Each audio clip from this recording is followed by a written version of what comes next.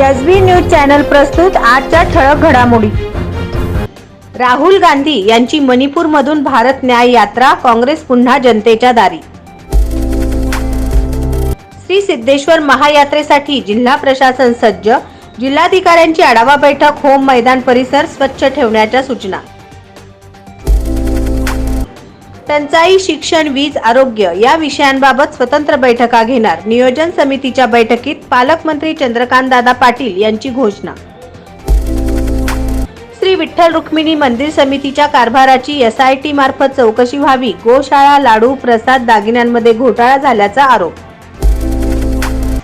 तूर आणि उडीद डाळीवरील आयात शुल्क सवलत मार्च 2025 पर्यंत, कायम डाळीचे दर खाली आणण्यासाठी मोदी सरकारचा महत्त्वाचा निर्णय।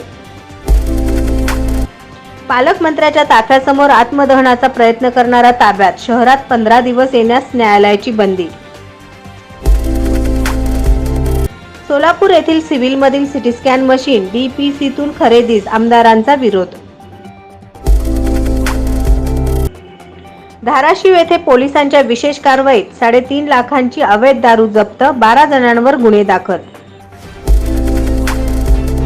तहसील कार्यालयातील तलाट्यास 2000ची लाच घेतानाच लाचलुचपत प्रतिबंधक विभागाच्या पथकाने रंगेहात पकडले, उदगीर येथील घटना।